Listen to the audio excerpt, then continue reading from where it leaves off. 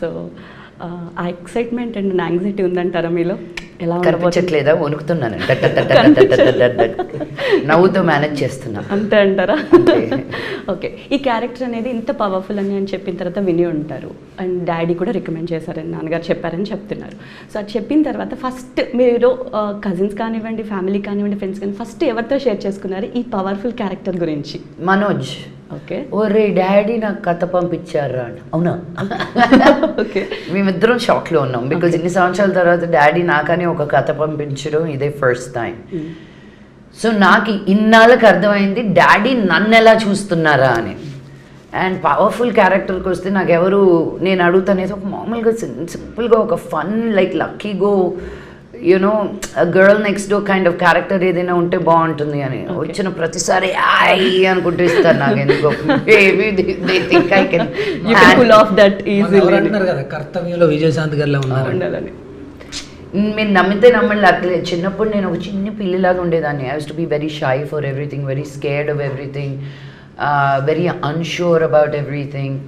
మొన్న కూడా మా ఆంటీ ఒక ఆవిడ నన్ను చూసి అంటున్న పిల్లిలాగా ఉండేదాన్ని, పులి అయిపోయావు.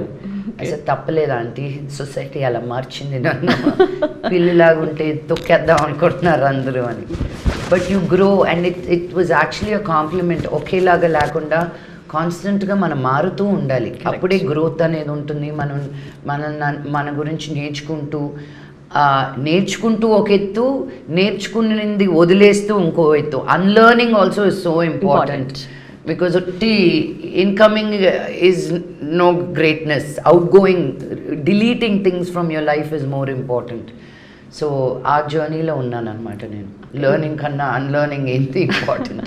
నాన్నగారు మిమ్మల్ని ఎలా చూసారండి? మీరు ఎందాక పాయింట్ మాట్లాడినప్పుడు నాకు ఒకటి గుర్తొచ్చింది. గుండెల గోదావరి రిలీజ్ రోజు మీరు ఓ మాట అన్నారు ఆయన స్టేజ్ మీద, ఏంటంటే ఇక్కడ ఇండస్ట్రీలో ఎన్ని అవార్డ్స్ ఉన్నాయో అవన్నీ నా కూతురికి రావాలి అని. అలా ఆయన మిమ్మల్ని చూసారు. అలాగే ఇప్పుడు ఆయనతో కలిసి మీరు ఒక మూవీ లైక్ డబుల్ ధమాకా ఇవ్వబోతున్నారు. సో ఈ మూవీ మీ ఇద్దరి ఆన్ స్క్రీన్ చూసి ఎలా ప్రేక్షకులు రిసీవ్ చేసుకోబోతున్నారు అంటారు? ఏం ఎక్స్పెక్ట్ చేయొచ్చు? ప్రేక్షకుల గురించి పక్కన పెడితే నేను చూసినప్పుడే ప్రతిసారి నాకు గూస్ బంప్స్ వస్తున్నాయి. I'm acting with such a legendary actor అని.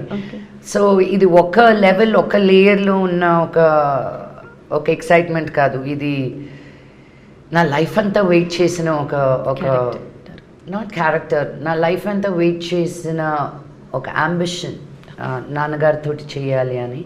అది ఈ సినిమాతో ఫుల్ఫిల్ అవుతుంది. Are you satisfied? Ante never. I want to do more and more movies with him. So